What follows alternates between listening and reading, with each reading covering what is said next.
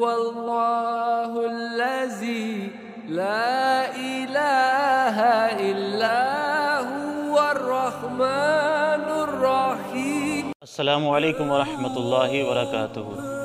دخان T V سے میں آپ سے مخاطب ہوں، قاری ریاض حسین۔ تو ناظرین،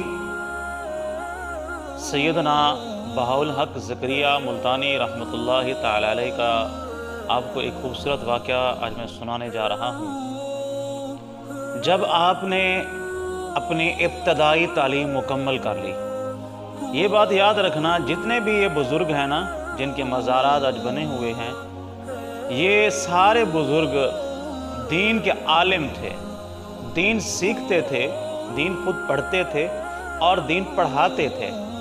ایسا کوئی بزرگ نہیں ملتا جنہوں نے دین اسلام کی تعلیمات کو حاصل نہ کیا ہو۔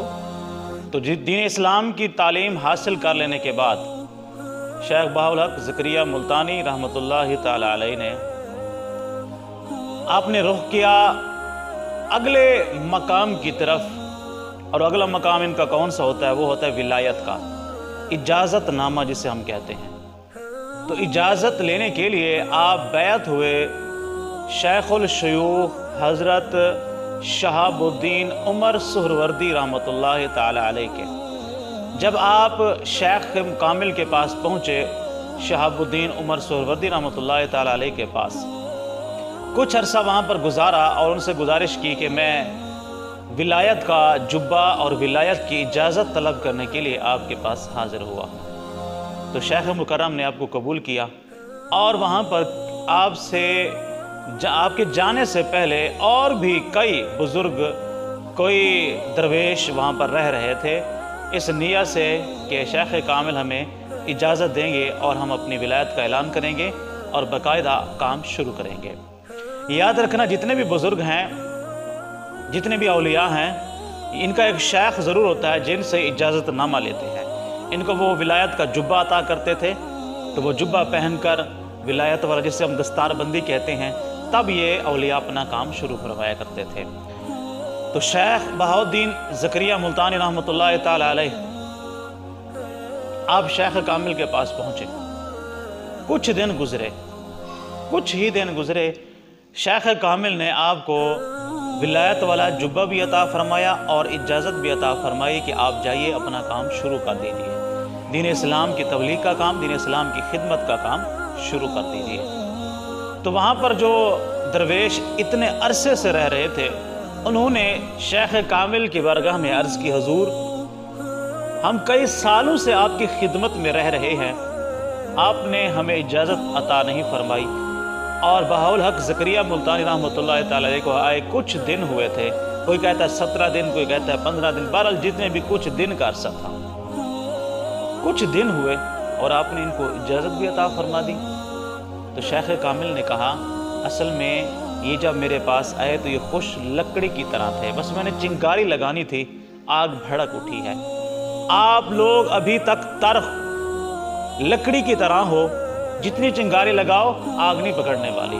مطلب آپ نے فرمایا تمہارے اندر ابھی کچھ کمیاں کوتاہیاں ہیں، جب تک وہ ٹھیک نہیں ہوں گی تب تک اجازت نہیں مل سکتی۔ پر بہاءالحق رحمۃ اللہ تعالی علیہ جیسے میرے پاس آئے تھے، اور میں نے ان کو جب ولایت کی نگاہ سے دیکھا، یہ ہر طرح سے پورے اترے، اس وجہ سے میں نے ان کو اجازت عطا فرما دی۔ تو بارہ جب کئی درویشوں نے اعتراض کیا، تو شیخ کامل نے کہا چلو آزما لیتے ہیں کہ واقعی بہاءالحق رحمۃ اللہ تعالی علیہ کامیاب ہے یا نہیں ہے۔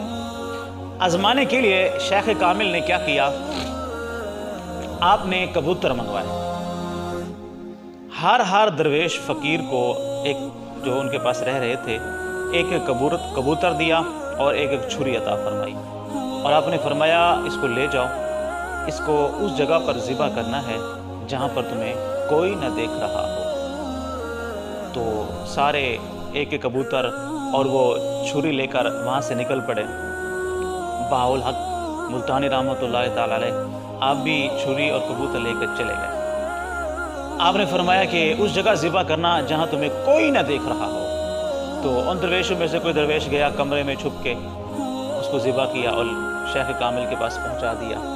کہا جی کہاں ذبح کیا؟ کمرے میں چھپ کر کیا، کسی نے نہیں دیکھا۔ کہا ٹھیک ہے، کوئی صحرا میں چلا گیا، کوئی درخت کے پیچھے چھپ کے، کوئی جھاڑیوں میں چھپ کے، سارے درویش کبوتر ذبح کر کے لے آئے اور بتایا ہم نے فلاں فلاں فلاں جگہ پر ذبح کیا جہاں ہمیں کوئی نہیں دیکھ رہا تھا۔ آخر میں بہاءالحق زکریا ملتانی رحمۃ اللہ تعالی علیہ تشریف لاتے ہیں، کیا دیکھتے ہیں کہ انہوں نے کبوتر ذبح نہیں کیا ہوا تھا بلکہ کبوتر زندہ پیش کر دیا۔ تو درویش ہنسنے لگے، کہا شیخ دیکھیے آپ کے حکم کو نہیں مانا، حالانکہ آپ کا حکم تھا کبوتر کو ذبح کر کے لانا ہے، یہ تو زندہ لے آئے ہیں۔ آپ نے کہا کہ یہ اس قابل تھے کہ ان کو اجازت عطا فرمائی جائے۔ تو شیخ کامل نے پوچھا بہاءالحق خیر تو ہے، آپ نے کبوتر کو ذبح کیوں نہیں کیا؟ آپ نے کہا حضور آپ نے ارشاد فرمایا تھا اس کو وہاں پر ذبح کرنا جہاں تمہیں کوئی نہ دیکھ رہا ہو۔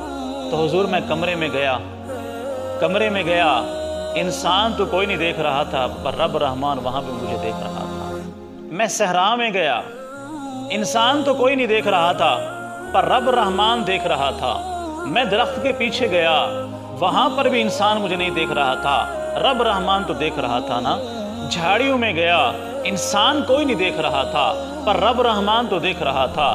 حضور میں جگہ جگہ گیا، ایسی جگہ تلاش کی جہاں پر کوئی مجھے نہ دیکھ رہا ہو پر انسان تو نہیں دیکھ رہے ہوتے تھے، رب رحمان تو دیکھ رہا ہوتا تھا۔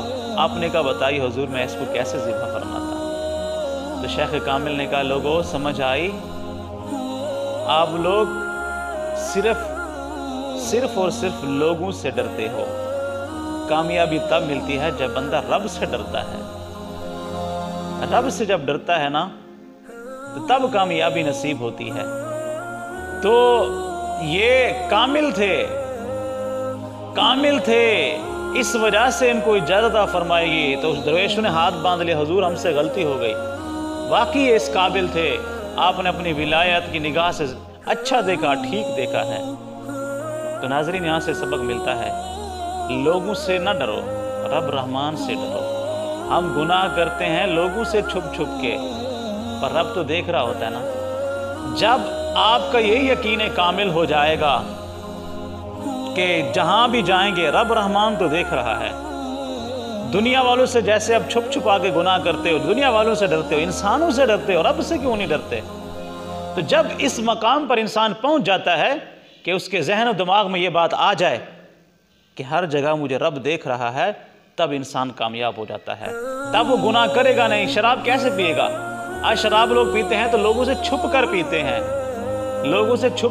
رب سے نہیں چھپ سکتے۔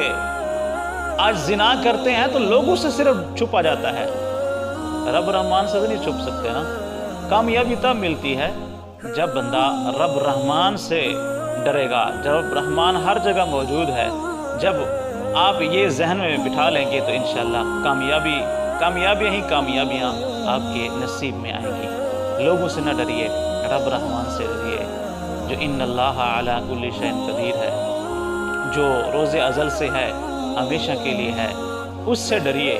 ڈرنے کا حق ہے، یہی حق ادا ہوگا کہ آپ دنیا سے نہ ڈریے، لوگوں سے نہ ڈریے، اس خالق حقیقی سے ڈریے کہ جس کے پاس وَإِلَى اللَّهِ تُرْجَعُ الْأُمُورُ، جس کی طرف تمام کاموں کا رجوع ہے، اور آپ نے اور میں نے اس کی بارگاہ میں لوٹ کر جانا ہے۔ اس رب رحمان سے ڈریے۔ تو جب آپ کے من میں آ جائے گا اور آپ اس پر یقین کامل ہو جائے گا تو انشاءاللہ دنیا اور آخرت آپ کی سنور جائے گی۔ دخان ٹی وی کو سبسکرائب کیجیے گا اور ساتھ میں موجود گھنٹی کو دبا دیجیے گا اور کمنٹ میں بتائیے گا کہ آپ کو یہ واقعہ کس طرح لگا۔ اللہ پاک آپ کے اور میرے نصیب اچھے کرے، دنیا اور آخرت کی بھلائیاں نصیب کرے۔ السلام علیکم ورحمۃ اللہ وبرکاتہ۔